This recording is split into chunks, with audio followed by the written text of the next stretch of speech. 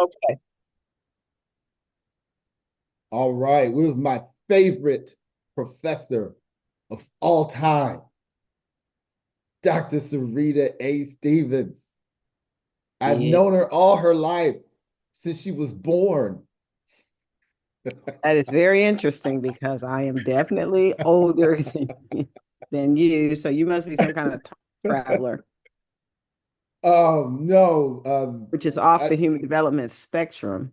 well, speaking about the human development spectrum in class and session, I am again the student, which I really had a great um, class and session interview last week, which I know you don't watch the channel unless it's you, which is very sad. You should support. But we had Dr. Phelps on, and he is a LGBTQ historian. And I got to ask all of these questions that I've always wanted to know. One of my closest friends in the world was on, one of my oldest friends for sure. Um, we met in our freshman year in high school, and he is an LGBTQ activist in London, and he joined us. And I felt it was a very interesting conversation. There was definitely supposed to be a female professor to join the conversation, but she didn't make it. So it ended up being three relatively middle-aged slash old men talking about LGBTQ concerns, culture, reality. It's really kind of cool because I don't remember an opportunity to listen to three old men, 50-ish, talking about that movement and that reality. Kenneth and Dr. Phelps being part of that reality, and my being kind of an outsider trying to understand. So it was a cool conversation. So you need to Awesome. you need to check it out. It was some really good stuff. Okay. But today you are going to educate me on what? What? Well, today we're going to talk about how adverse childhood experiences cause interruption in the human developmental spectrum, the psychosocial developmental spectrum. We also have the cognitive, um, and we also have the emotional spectrum. This is specifically talks about how experiences in your childhood Okay. could cause delays or in your development or could cause interruptions in your human development on the human developmental spectrum. Okay. For all of our non-PhDs, Mhm. psychosocial is how you think and participate with people, It's right? right. It's also connected to your emotional spectrum. Okay. So it's connected to the affective, affective, the affective domain. What is This the affective domain? What is that? affective domain is your emotional regulation. Emotional And your regulation. emotional regulation can affect everything when it comes to your brain. It could affect your cognitive and it could also affect your psychomotor. And that explains how depressed people sometimes can't get out of bed. Like they can't move, they talk slow. It does affect your physiological person. And it definitely affects your cognitive because the affective domain could interrupt your ability to think rationally. Even though you probably can Mm-hmm. solve the problems of the world, you probably can get to how an atom moves along a time continuum, but you cannot get to, okay, if my delivery didn't come today, all I have to do is be patient, take a deep breath, it'll come tomorrow. Your affective domain regulates all of that. Okay, so And now generally, when your affective domain gets out of whack, um, it is best to reach for help. your cognitive is your logic and problem solving. And yeah, your ability to think and learn and obtain Aff- information. Affective is emotional. Yeah, your emotional regulation, emotional intelligence.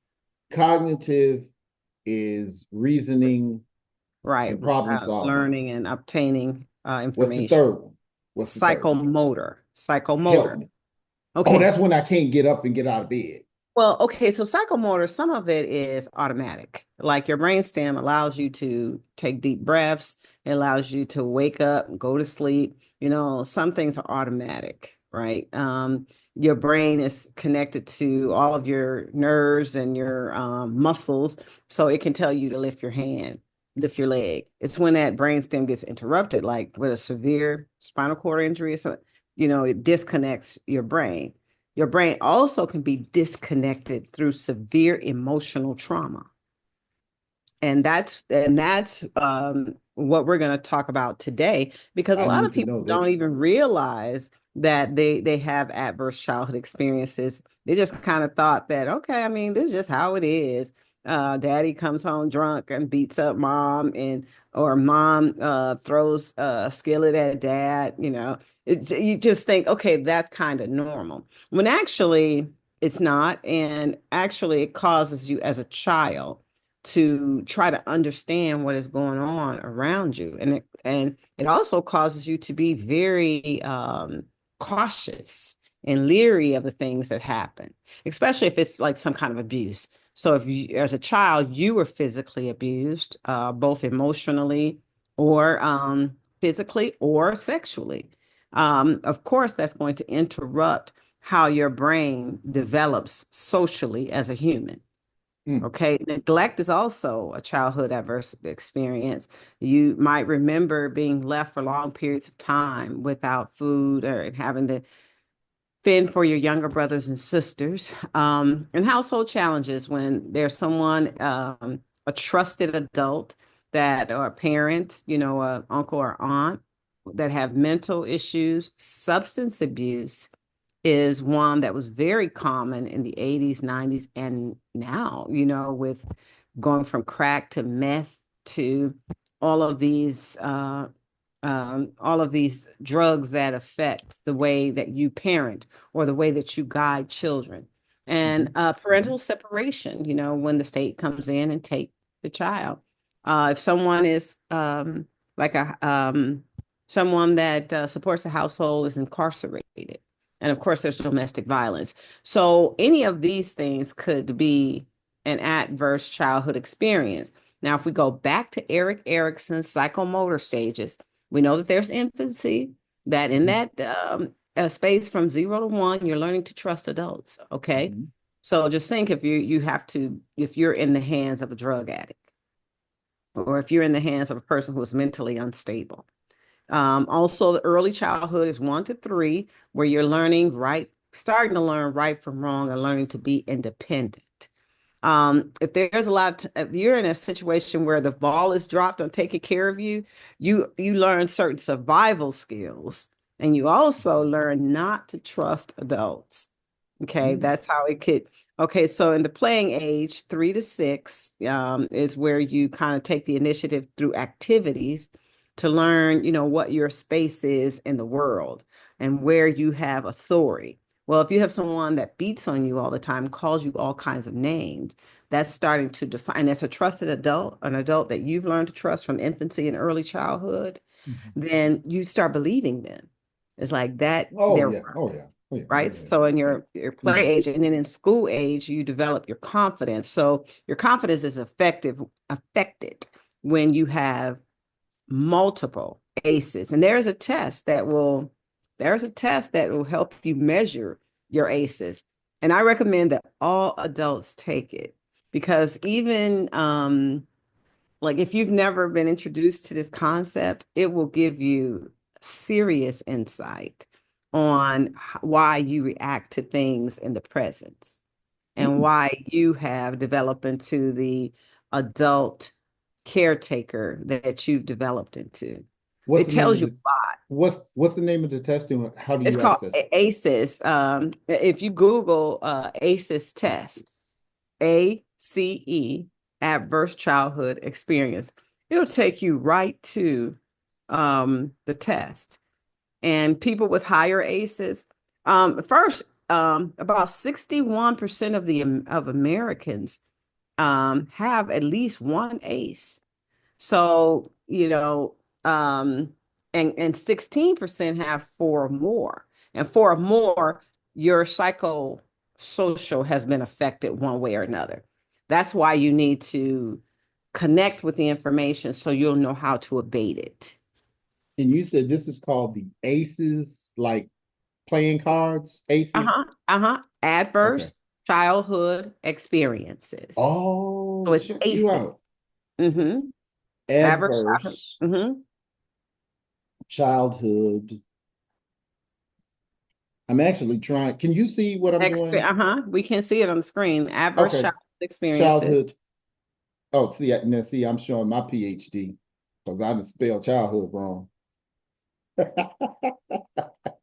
Childhood experiences. And Mm-hmm. this is a test of what? It's a assessment. Put assessment in there. Okay. Assessment. And that way our viewers can go on and you can test yourself. Well, you can just And put this assessment. it's an Uh-huh. assessment test to measure. And it'll measure how many ACEs you actually have.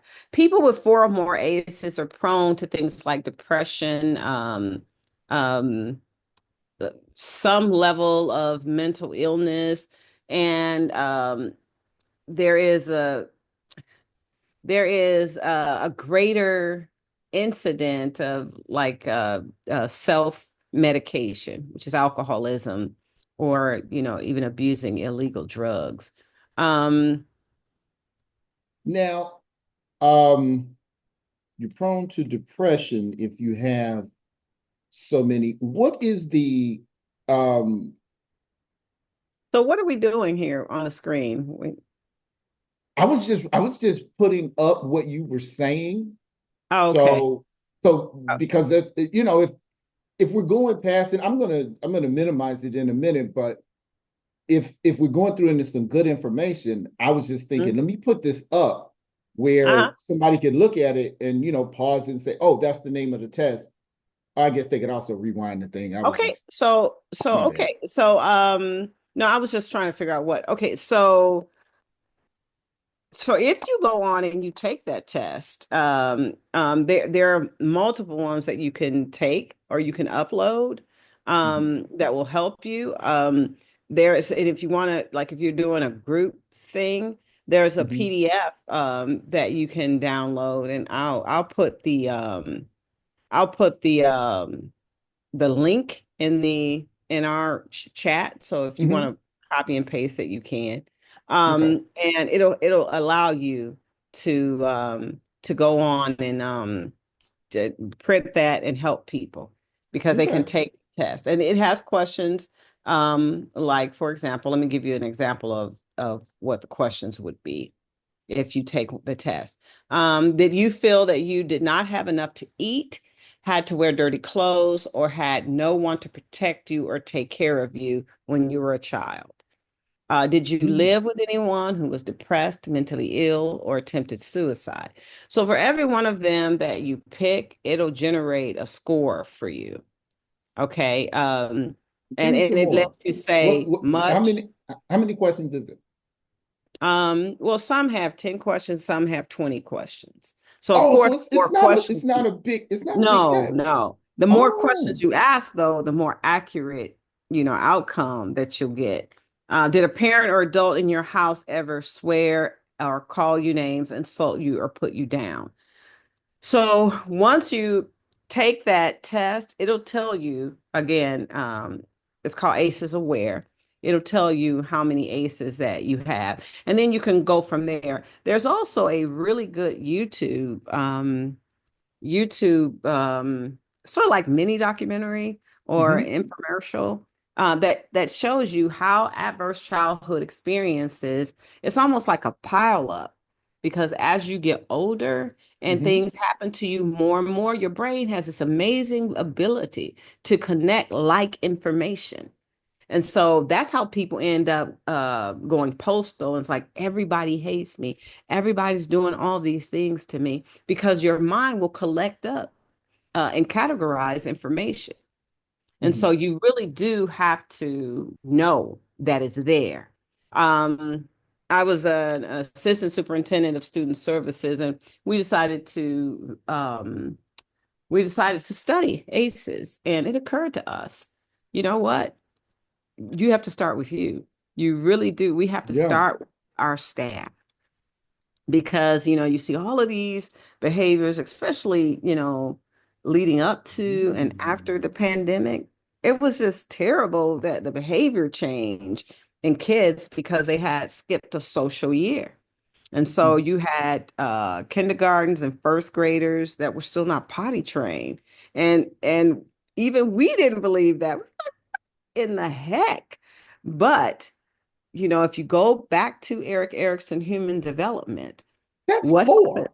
Yeah, well, what happens in the ages of 3 to 6? You start to see, you interact and you learn from your peers. You learn. So if you're Oh, not then with they peers, weren't around remember, their peers. remember they had a year away from their peers. Right, all right, all right. So you, I'm you know, thinking parents, but you yeah, do learn you would it, think that they would kick in, but everybody but was you trying learn it to survive the best socially more. they could. Mm-hmm. Mm-hmm. Right. And Mm-hmm. so I you had got to you. go to work, you had to make sure your kids were online, you had to do all this stuff. Mm-hmm. So, and then a 6-year-old or 5-year-old weren't around other 5-year-olds that would be like, what? You're still potty on yourself? No, so Mm-hmm. you didn't get the social interaction. And Mm-hmm. I'm just Mm-hmm. using that as one of the examples Oh yeah, of yeah, yeah. It's good. how as humans, our interactions with each other help us to stabilize.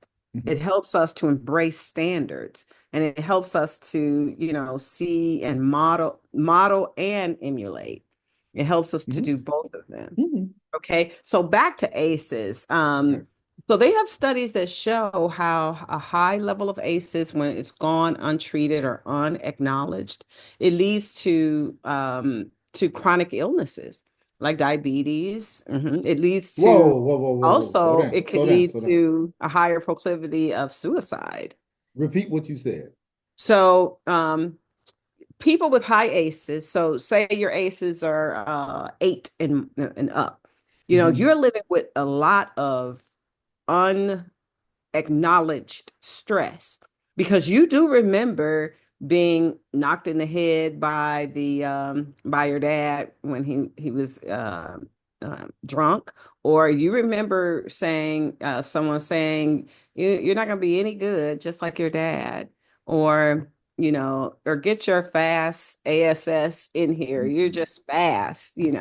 You remember those things, and you internalize them, and during your developmental stages, because you just don't know where to place it, it just lands in your head, and so it's a pile on of worry.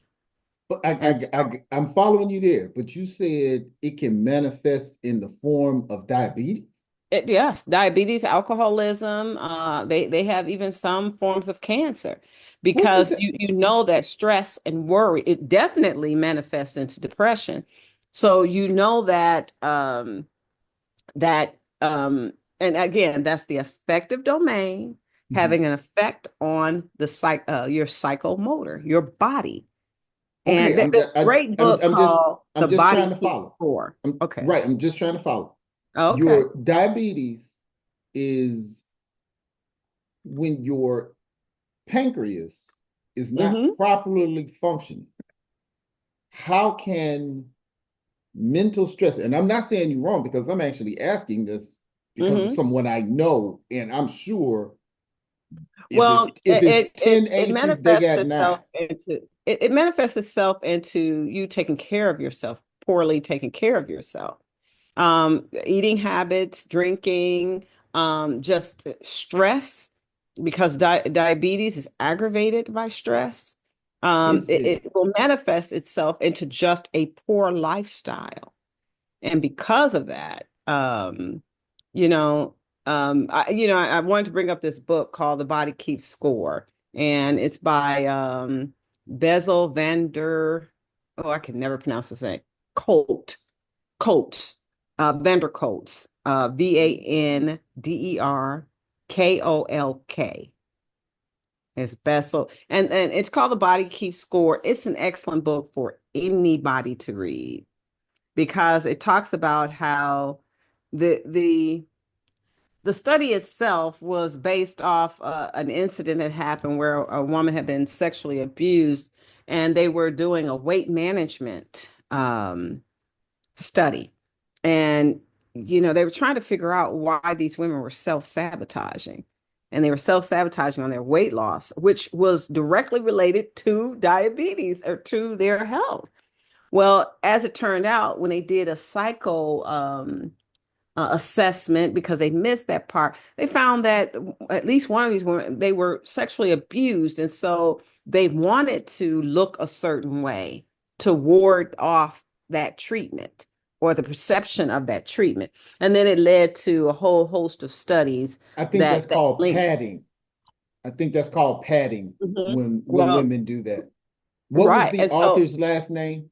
it's Vanderfolk. So it's Vander, not Colt, Kolk. Kolk. Hmm. Gotcha. Okay. And go ahead. You said that they were doing this study with these women, weight loss. Why were they self-sabotaging? And they found out the women That weren't even aware that they were that was self-sabotaging going for this on. reason. And it And led it, him to start doing tests on children, like what are these haunts? What are these the boogeyman men that are in your head, the hmm, psychological boogeyman in your head. So okay. going back to and let me give you an example of someone that is raised with not a lot of resources.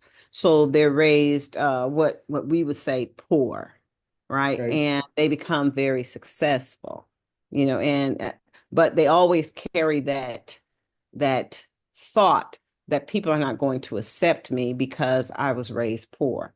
And so they start doing things to they start doing things to give That themselves have a chip on the self-satisfaction. shoulder.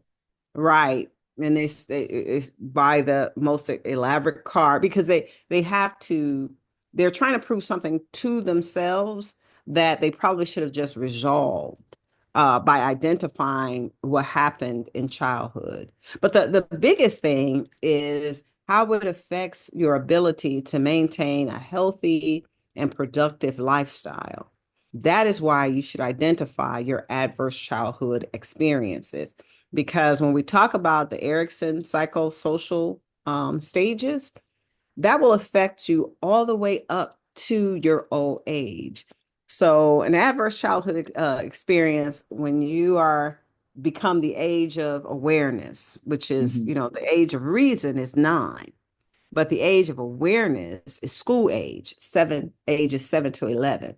So Hmm. school age, adolescence, early adulthood, ages 19 to 29, middle age, 30 to 64. And you really, if it has not been identified or treated with your middle age, that's when you really start seeing the health crisis because you've carried that all the way until your middle age. You start seeing it manifest itself with health because by then you start to adopt those bad eating habits, drinking, maybe using drugs here and there. And this is not for everybody, but Or for is some. it because I'm thinking like you said, we always start with ourselves. I'm thinking is that could be my over preoccupation with the type of cars I have, the type of house that I have, the size of the house that I have, because I had nothing for so long. It it really, as my life has gone, it really ain't been that long. The older I get, but in my formative years, that was the perception that I had, and it was always like I have to prove to myself that I'm not this poor person or whatever. Mhm, It's like that chip on your shoulder, and I use it as motivation to excel or compete or whatever. But mhm, I have often asked myself now that I'm older, like, why can't let this stuff go, downsize? You really don't have to have so much overhead. mhm. And I cannot do it. So So, that's that in your middle age stage, that's the time where you also are connecting with how you're contributing to society, mhm. and the importance of family and the importance of friendship. That's when you start understanding the value of time. And Mm, so, mhm, and so you, it's really important to work out the psychological interruptions by the time you get there, because it'll be easier to embrace things like, okay, now I have to develop a plan for downsizing. I have to develop a plan for how I'm going to sustain myself in my elderly years. How am I going to make myself healthier so there won't be some kind of catastrophic event that will affect how I exist in my old age. Like that is a time for, for getting a true perspective on life, on what you can contribute and what you need back. And mhm. then in old age, old age is just, because of everything that you've gone through, you can look back and you understand better. It's too bad that we can't take younger people on a time travel to see themselves at 75, because you would be able to tell yourself quite a bit, because time has taught you all of those things. Mhm. Old age is a time when you start reflecting, and that's 65 and up. So you reflect on the generations. So you reflect on all those past generations and what they went through or sacrificed for you, and in some cases, how they contributed to your ACEs. You Now, know, this hmm this I hope I'm not going too far off the subject, but how is 50s and 60s middle? Is well, it saying, 30 is to it counting 30 to adulthood? yeah, So 30 to 64 is considered middle age. 30 to, that's a long time. To I mean, 64. Those are the years that you're okay, active and you're productive. okay. hmm Yeah, because And I all right. don't know if because of all of the um because of all of the improvements in modern society, and you have to understand that his philosophy was developed in the 70s. So I would suggest that we now start looking into philosophies that built off of this philosophy that's more modernized because of modern medicine, because of the access to mental health resources. It's a Mhm. little more, it's not enough, but it's a little more than it's, because back in the day, it was like, you know what, chalk it up and here, drink you Right. some, yeah, drink you some Crown, you'll be all right tomorrow. Or It was or more or like talking, or turn it into motivation, as yeah. opposed, yeah, that was the 70s. That Mm-hmm. was how it's like, okay, Mm-hmm. make it make it make that your make that your revenge, your massive Mm-hmm. success be your revenge. So you take it as a reminder to keep you going. And I'm assuming this has always been the dynamic, though, that yes, you may be using this to keep you going. Well, or everybody's different. And some people can use it to keep them going, and other people are just torn down by it. Is that what it is? Yeah. Yeah. So, and then the adverse childhood experiences also during these developmental stages, and let's just talk about the school age stage, which is the play age, the school age, and the adolescent age, where you're in um, compensatory school. Like you have to be, well, kindergartners don't have to be in school, but grades 1 through 12, you have to be in school. And so you're like, why is Johnny acting like that? It's Mhm. like, why is his brain like, why does he get up and run? Well, it's fight or flight. Like if they've had a lot of aces in their lives, been abused or things like that, they learn to fight or flight. They learn one or the other. And Mhm. so the student starts acting out and they can't regulate. You have to have knowledge, and you have to have resources on how you get that student back on track. Okay. And that goes back to understanding that there are some adverse childhood experiences that are affecting the way this child emotionally regulates.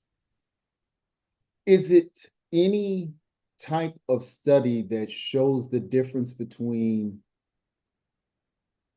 pe- people who have adverse childhood experiences and it makes them productive either to get away from it, to measure up, to not be who they were told they were, and the Mhm. person that develops diabetes, the person that develops depression, the person who is So, there any so study in that? of course, there are some situations where it was a motivator, like that the person actually was motivated but those are less likely than the person who, eventually declines into, because they're saying like undiagnosed adverse childhood experiences also lead to early deaths. Because if it leads to debilitating like diseases, like diabetes is chronic, and it will like just shut your body down faster than what you think, Oh, if it goes untreated, right? mm-hmm, And so, or, the decline of mental health, leads to you not taking care of yourself and taking care of your body. And eventually your body shuts down early. So they're saying that, this historical trauma, and basically historical trauma can lock you in to a certain economic, social um, status. That can potentially do that to you. Now, this is the opposite of a person that's like, no, I'm going to make it. I'm going to get mm-hmm, out mm-hmm, there. I'm going to go to mm-hmm, school. Um, in fact, you know, that is one of the arguments, social arguments with teachers and school administrators. How do you create an alternative environment to keep this child in school? Even though this child is emotionally dysregulated and causing issues, what do we do to keep them connected to school? And in those cases, sometimes we create alternative school environments. And here's why: because you have to make sure that even though, unless they've done something like extremely criminal, like kill somebody or something, you can keep them in school, keep them learning social cues, keep them learning the academics that they need to get a high school diploma to eventually get a job. And you also teach them, emotional regulations. You help them to continue to develop, because if you send them back to that house where they are getting the adverse childhood experiences, and they continue to get those childhood experiences through the play age, through the school age, through the adolescent age. Can you imagine what happens? The destruction on their ability to develop cognitively and socially. It's remarkable. It will be a remark. So you have to find some way to keep them in school. Now, the people that school them take on a lot of stress, because that's a hard environment. I worked in it for 3 years. It's a hard environment because you have to, in a lot of cases, you have to really tap into compassion so that you can get back in there and try again. Now, this is a child that has regular ACEs. Some children are disturbed. They are mentally disturbed, and we can't ignore that. We can't say, and those are also the exceptions, just like the mm-hmm, ones that pull themselves up by the bootstraps, because there mm-hmm. are some. There are the exceptions where they just kind of decline into being a sociopath.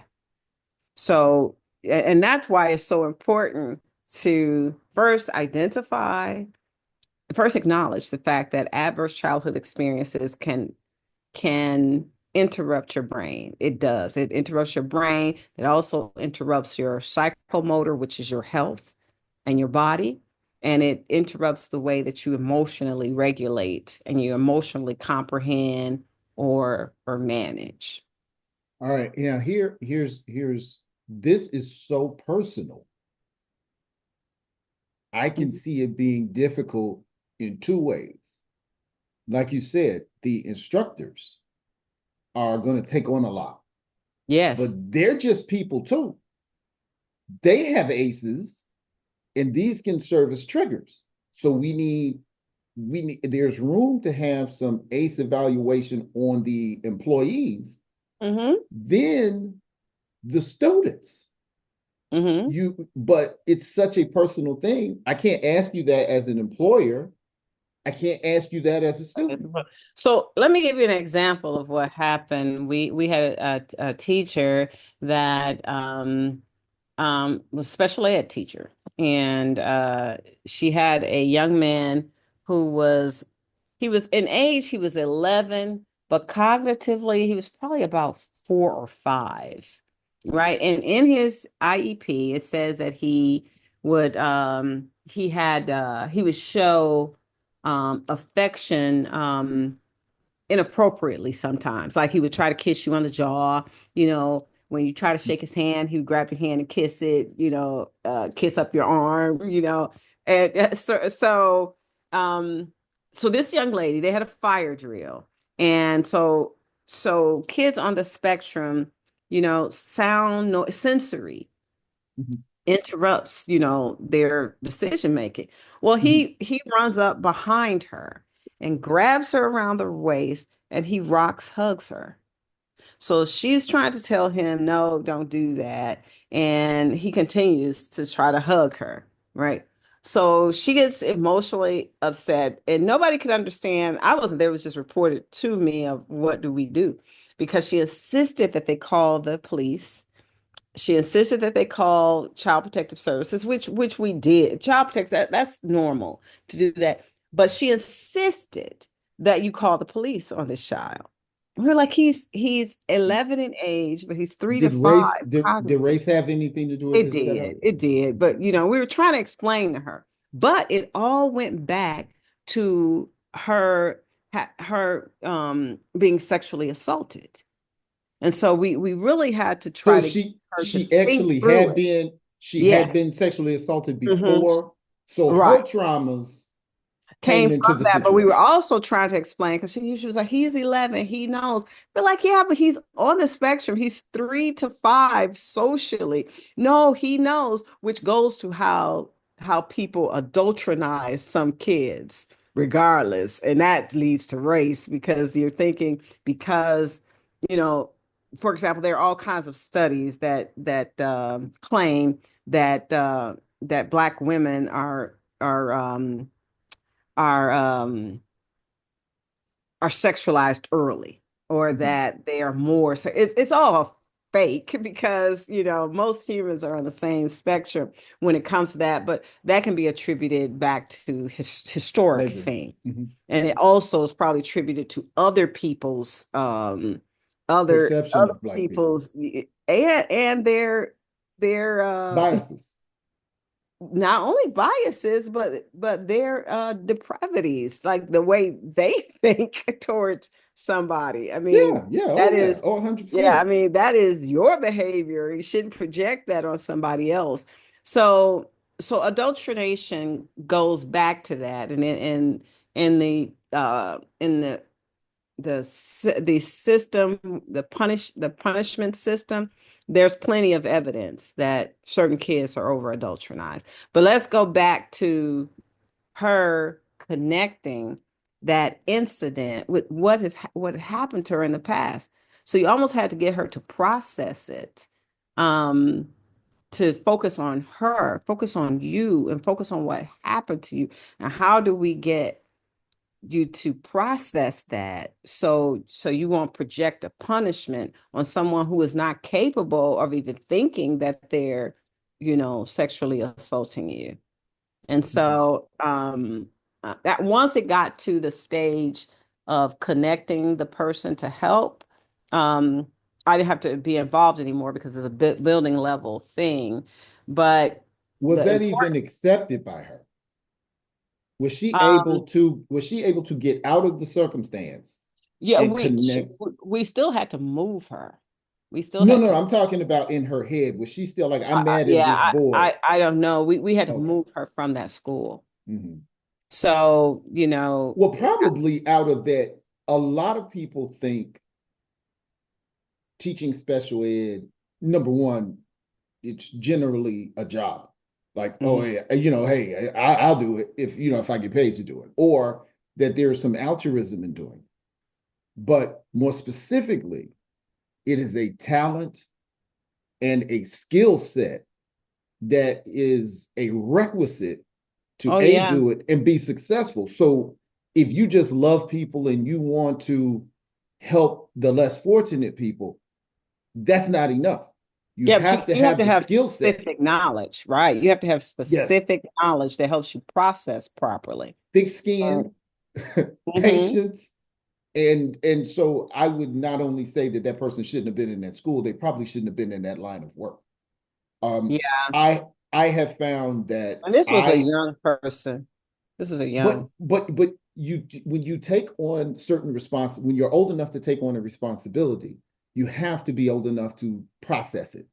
And if you're, let's say you're 25, right, and you just got your teaching certification and all of that, who am I and where do I best fit? I remember when I was 25, I'm sure I didn't know that, but this is something for a 50-year-old superintendent to be telling these young teachers, or a 50-year-old principal to be telling these young teachers, am, am I best at kindergarten? Am I best at fifth You grade, know, sixth grade, it's high it's school? funny that you would say that. We had a male teacher who was teaching kindergarten. And so he had kids that were active, and he probably needed this information to understand why they were active. And so he told a student to stand, and the student was defiant and wouldn't stand. And so he made the little boy stand up, and the little boy went to sit down again. The teacher pulled the chair from under him. I don't mean to laugh at that because people might be mad at me about laughing at that because, these kids are very resilient. The little boy jumped up and called him all kinds of names. So, so that lets you know that this little boy was a lot more, urbanized or whatever, that Mm-hmm. because he was willing to take up for himself. And so the teacher wasn't satisfied. So he gets in the little boy's face because the little boy was mad, right? He uh, closes his eyes, starts to cry. And the teacher's like, oh, now you're going to be a baby. Now you're going to be a whiny baby. Right. And so we had to go through the Okay, yeah. developmental stages with this teacher when we were, and then the Yeah, teacher I'm sure did. he got a bad read on that because Oh, there's let me tell no you what good we way. did. We ended up putting him in fourth grade and he could not hang. We put him in the fourth grade where we know new kids were Yeah, a lot yeah, more aware because these little yeah. He's kids. bullying babies.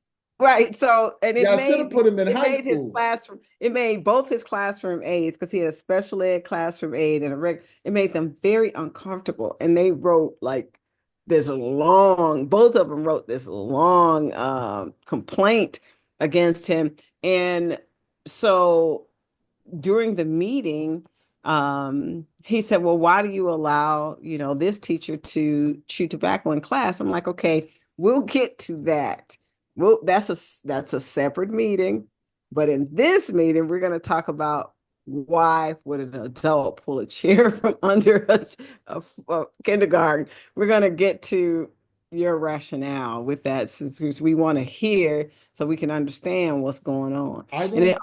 boiled down to this little boy being very defiant, Mhm, um, very fight or mhm, flighty, which mhm, means that probably somewhere that, but then the teacher not understanding that this kid is in a stage where he's learning right from wrong mhm, and he has to take his cues from a trusted adult. So he's probably been abused like that at home. So you haven't taught him anything new by snatching exactly. that chair.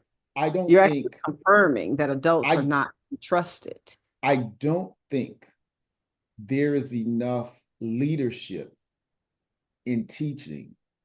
It's, just in nursing as well. Um, if I were to talk to my 25-year-old self that was subbing in the Gary school system, the only thing I could use was my personality because I didn't have much else at that time. And I quickly found if you can make the kids admire you, they'll listen to you. And if they admire you first, they will work to their potential because you asked them to, Yeah. as opposed to having a mindset of, I'm going to teach you discipline. That's not always going to work. You're going to actually get more outcomes by being a person of trust and of admiration. You're going to get more cooperation that way as a teacher than any of than your size, your brawn, your male voice. Yeah, Mhm. and I hate to hear stories like that, but I could see it because and I can also see where he's thinking he's coming from a good place. That's like those coaches that cuss at the players and grab onto the players, and they're trying to man them up. They're looking at themselves as being a surrogate dad, but that will work with some people. But some people you're going to lose because of that, and some people you're going to trigger because of that. Because you grab on him, he gonna grab you back. Right. You grab on this other one, he's going to break. But the middle of the bell curve is going to go, okay, this is kind of what I'm supposed to do, and I'm going to take this direction.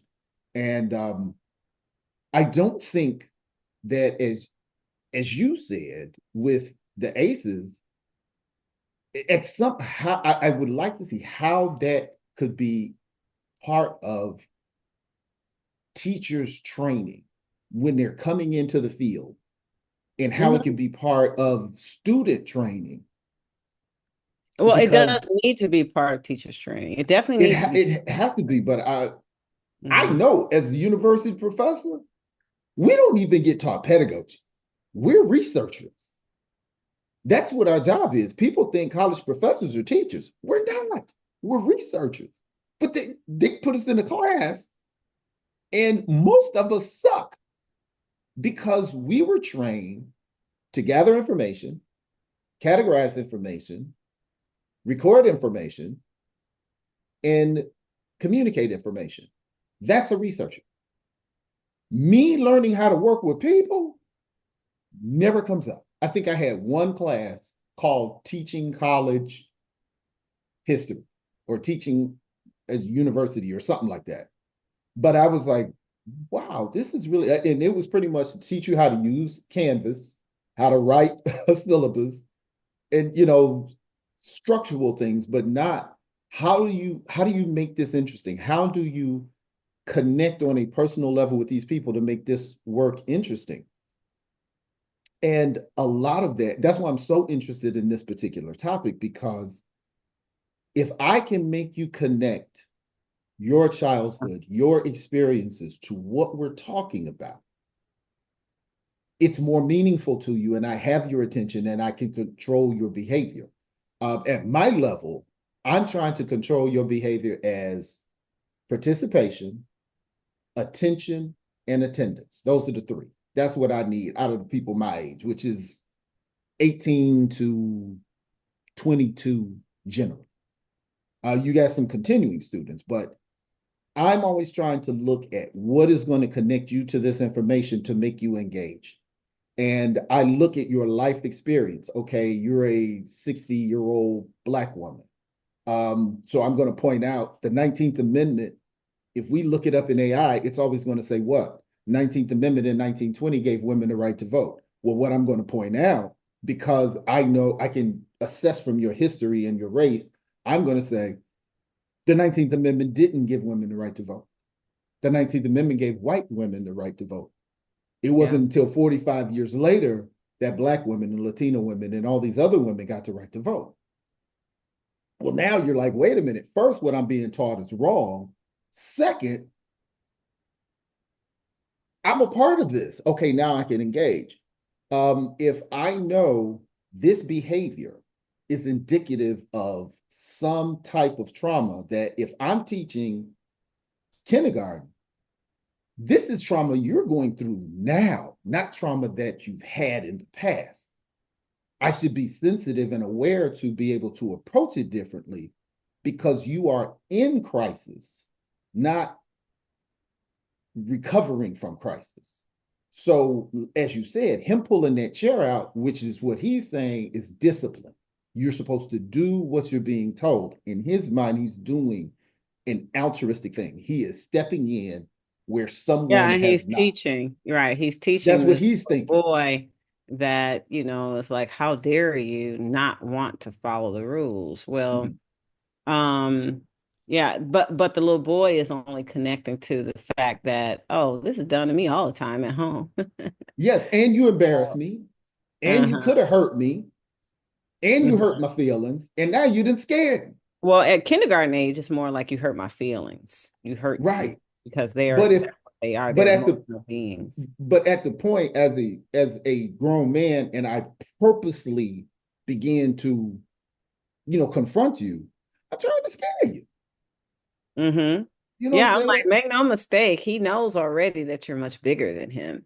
That's probably where the tears came because he's Right. like, okay, another huge adult that now I'm going to have to stand up to. So, we did try to use it as a teachable moment for the staff member. But ironically, when we moved him to the higher levels, he left because at that, yeah, because those students are more aware and they have more like rhetorical um answers to because they're questioning everything, Mhm. so they can answer much better. It might not be appropriate, but they can answer. Right. So that just also tells you why, as a professional, you need to connect to information so that the profession is easier for you as well. But everybody has uh child trauma. They have Yeah, these adverse childhood. experiences. Mm-hmm. How how how do you work with it? Because as we said, it's such a, I'm sorry. you got You're you not got boring me. You're not boring me. I just, you I got just, you got FERPA, you got HIPAA, which stops you. Well, HIPAA is more. Well, I guess it's still medical because you tell me it affects everything. How, if we can't confront these things due to privacy, how do we utilize these things to create so you desired you outcomes? present professional development that exposes people to the information and exposes people to the possibility. That way, you're like, okay, so here's the dessert on the table. You can take as much as you want. You can eat as much as you want. And this is a dessert that's not going to work against you. This is truly a dessert that's going to improve your life.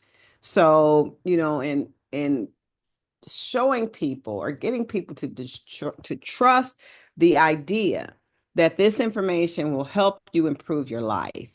And because even the people that watch this, if they Google adverse childhood experiences, start with looking at one of the YouTube infomercials, which might take you 5 to 7 minutes. Then it'll connect you to the actual ACEs test yourself. And then you can look at the ACEs test. It's like, oh, wow, I have 5 ACEs. Let me see what the resources are for 5 ACEs. It's not designed to make you feel sorry for yourself. So if you're it's designed to help you connect to resources to improve, your social outcomes.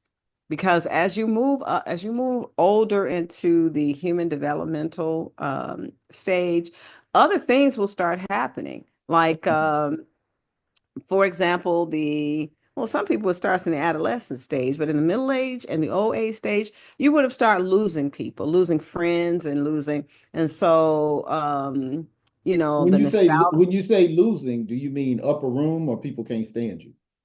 both, Okay. but mostly upper room, Okay. mostly All in right. the All upper right. room. All right. All right. Um, and so, so you will be more reflective because you remember the times. You know what I'm saying? So, in order to, you need to be emotionally fit to go through the nostalgic period. Because if you're not, that helps you to decline into depression, into loneliness, into I have no hope now. Now, When I know you primarily are talking in an academic sense, but I would imagine in any you say you what now? relationship, I say I know you primarily bringing up this topic in under an academic umbrella, but I would imagine that this would be helpful in No, it's any helpful of in your life. relationships, It's helpful in life, parenting, period. So marriage, even work. knowing that there is a developmental stage that has been actually named, you can go back and it's like, yeah, like, you know, I remember that you will connect to your experience. Now think about infusing that information with something like ACEs so that you can clear up something that happened in your earlier years so that you could process it throughout your older years. So this is not for just teachers. This is for everybody because as you enter into the middle age and the old age, that is a more reflective period. And I,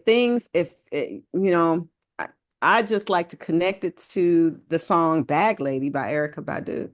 It's like if you carry all of that luggage with you, you're going to miss every bus from now on because you just got too much stuff that you're hanging on to. And that weighs you down mentally, which ends up weighing you down physically. And so, getting on the party train or getting on the train of life where you can have some great moments or delightful moments, you're stagnated now because you have these heavy loads. Can you let them go because they're a part of you? It has shaped how you thought. You may not be able to let them go, but you can process them. You know how they have the vacuum bags that you suck out all the air, and now they're a little flat bag, and now you still got a lot of space. So you Okay, so you got to that's a learn good to suck analogy. the air. You know what? I'm feeling like a preacher. Can I get a amen? I'm with you on that. That's a good Can I analogy. get That's a a good analogy. amen? Now I'm not gonna lock the doors until I You've now raise made more room. 40,000, but Oh God, not Marvin Sapp. that's my favorite. He's my favorite. Bless. I'm gonna act like a 98. Bless his heart. He He is cl- my favorite. he clowned Serious. on that one. He He's clowned my on that one. favorite though. He's not gonna do that again, everybody. He's not gonna do that again. So so Woo! no, this is a free will. Mhm. This is information that you can access for yourself. If you get a chance, look up ACEs, like the ace of spades, ACE. Look up the test, give yourself the test and see where you fall within your ACEs. And then you'll understand and do a couple of YouTube videos, the ones that are backed by research. And you could tell, just do a couple of those. Then you open yourself to a new concept and you open yourself to why taking care of yourself and learning how to process information and events is important for you now and will be important for you in the future. And with that, that's all I got to say about that. I think that was the perfect wrap up. And I'm just now today was really meaningful. So I'm actually going to do the ACEs when I get to my office. I'm headed to the university now, and I'm going to look at it because I would like to see how some of these things manifested in my life, and probably was a major part to my road to perfection. You know what I mean? Because Mm-hmm. that's who I am, you know, because some people it hurt, and then me, it turned into a perfect diamond. Mm-hmm. You know what I'm saying? Mm-hmm. I'm joking. I'm joking. No, class in session. Well, Thank you, Dr. Sarita Stevens. You are wonderful. It's been a plum pleasing pleasure and a privilege as usual. That's what who used to say that? The motivational speaker back in it, Les Brown. Les Brown, yeah. Les Brown used to say that. Pleasing pressure. Uh-huh. So Yeah. I will see you soon, Mm-hmm. and thank you for everything. Well, you are welcome. I look forward to What are we um doing next week? um I don't know. We're going to well, you know what? I really do think that we should focus on the moral development Moral um development. during the human developmental stages and what some of the resources are, in terms Mm-hmm. of moral development, because historically it's been church. But Mm, now in the age of information, um, it's just the sharing of information now. How do you manage in this day and age? that Hmm. will be a wonderful deal, and I will be definitely throwing in the historic perspective on that. I'm All sure. right. Thanks a Be ready. lot.